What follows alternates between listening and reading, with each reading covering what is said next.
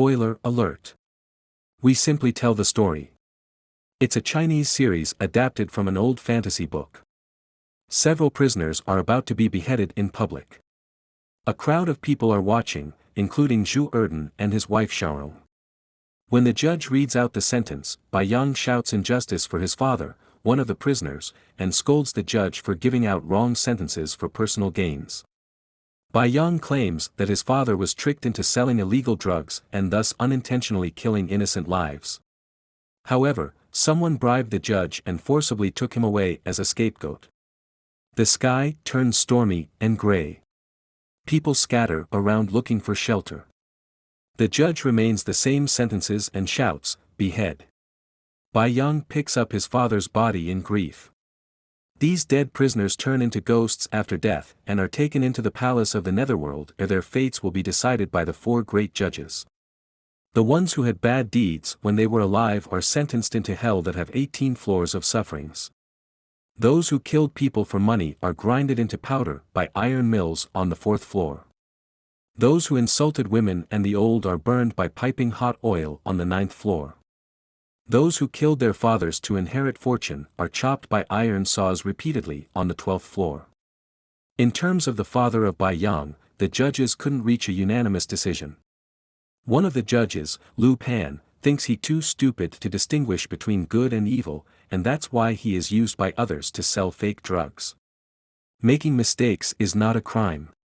But the other judge, Situ, believes that humans are inherently evil. If they become smarter, they will become worse.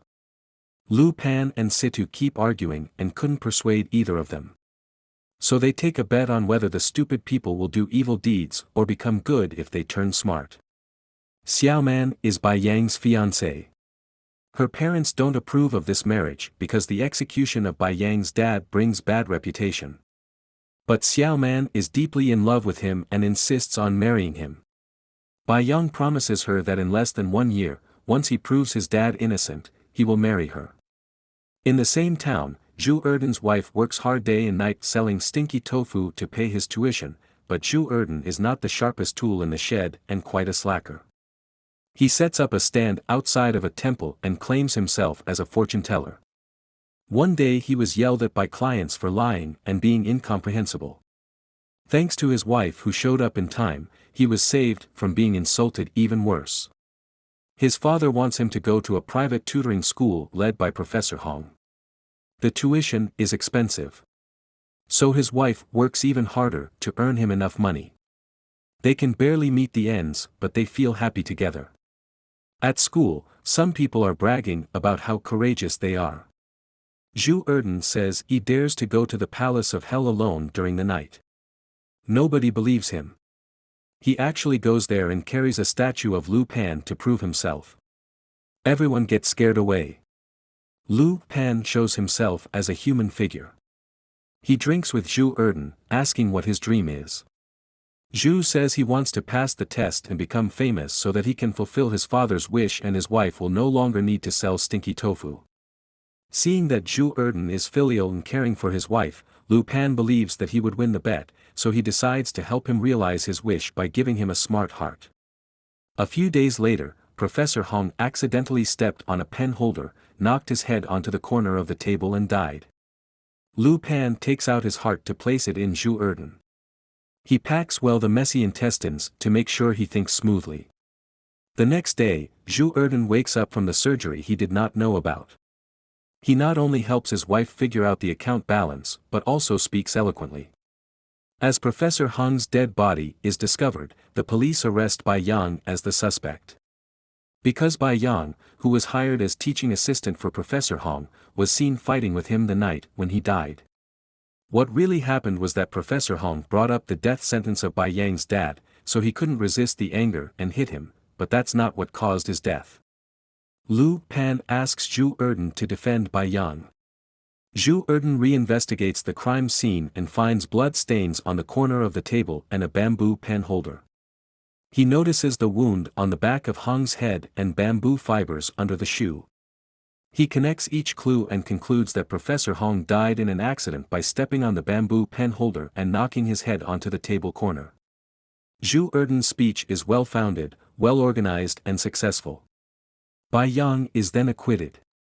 After this case, Zhu Erden becomes famous. Many people come to him seeking for lawsuit help. Lu Pan is very satisfied and he finds Zhu Erden using his talent to help innocent people. However, after becoming smart, Zhu Erden is hardly able to stand his wife being ugly and ill-educated. He always admires Xiaoman's beauty and gentleness, since he met her once before. One day, Xiaoman and Bai Yang plan to see each other in a pavilion behind the temple of King Yu outside of the city. But there is one temple of King Yu in both the east and west side of the city. They happen to go to the different side. Zhu Erden saw Xiaoman was leaving the city. He sneakily follows her until he sees Xiaoman is kidnapped and raped by random thieves. She struggles and yells for help, but Zhu Erden is too scared to step in. He runs to Lu Pan for help, but when they arrive, it's already too late. Xiaoman has been strangled to death. Zhu Erden feels desperate for the loss of her beauty. He begs Lu Pan to replace the head of Xiaoman with that of his wife. He even threatens Lu Pan if he doesn't do that, he will die in front of him. Lu Pan agrees reluctantly. Zhu Erden is very happy about his wife's new look. He tells her the change of appearance is a blessing brought by her previous good deeds. After this incident, Zhu becomes more and more greedy. For the sake of money, he exonerates the rebel who murdered his father. In the meanwhile, the police are searching for Xiaoman who was reported missing. They found a body without head and confirmed that it is Xiaoman based on her birthmark. Down in the hell, Xiaoman refuses to forgive the rapists by reincarnation. She sees Bai Yang is in deep grief but she can't do anything. Xiaorong, Zhu Erden's wife, is pregnant. At the Lantern Festival, Zhu and his wife Xiaorong accidentally separate in the crowd. Bai Yang mistakes Xiaorong as Xiaoman and tells her how much he misses her. Seeing Bai Yang being infatuated and desperate, Xiaorong wants to explain that she's not Xiaoman. All of a sudden, Xiaoman, the ghost, manages to escape from the underworld and possesses Xiaorong. Xiaoman embraces Bai Yang and tells him who the murderer is and how come her head was placed onto Xiaorong. Lu Pan and other ghost chasers arrive and bring her back to the underworld. After knowing the truth, Bai Yang reports to the police that Zhu Erden is involved in her death. Zhu explains that the girl looking like Xiaoman is his newly married concubine. Lu Pan also came to remove the scar on the neck of Xiaorong's dead body, so there is no proof that the head was chopped and exchanged. Bai Yang is sentenced for framing Zhu Erden. The wife and father of Zhu Erden realize that they've been lied to by him all this time. They are shocked at how vicious and cruel Zhu becomes.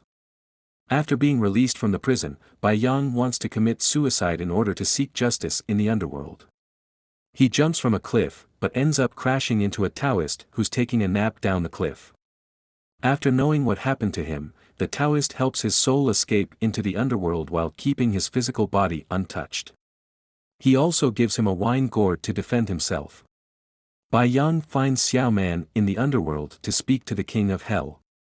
The king demands Lu Pan to change the head back and then decides his punishment.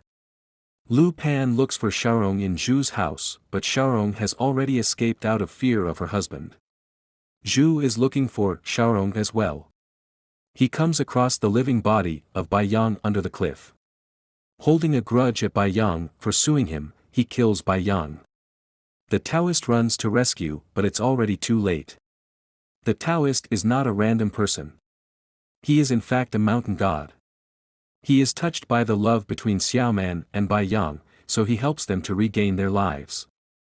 They live happily ever after. Lu Pan finally finds Xiaorong and exchanges the head back. Xiaorong is having problems while giving birth. The midwife tells Zhu that between Xiaorong and the baby, he can only keep one. Zhu chooses to keep the baby. The baby turns out to be reincarnated Lu Pan who was kicked out of the judge panel in the underworld. This son later becomes addicted to gambling and loses all the fortunes Zhu Erden has. In the end years of his life, Zhu has to sell stinky tofu to make a living. He regrets how he treated his wife. But at this time, it's already too late. Thanks for watching. If you'd like to hear more stories like this, subscribe to our channel, more shows are coming.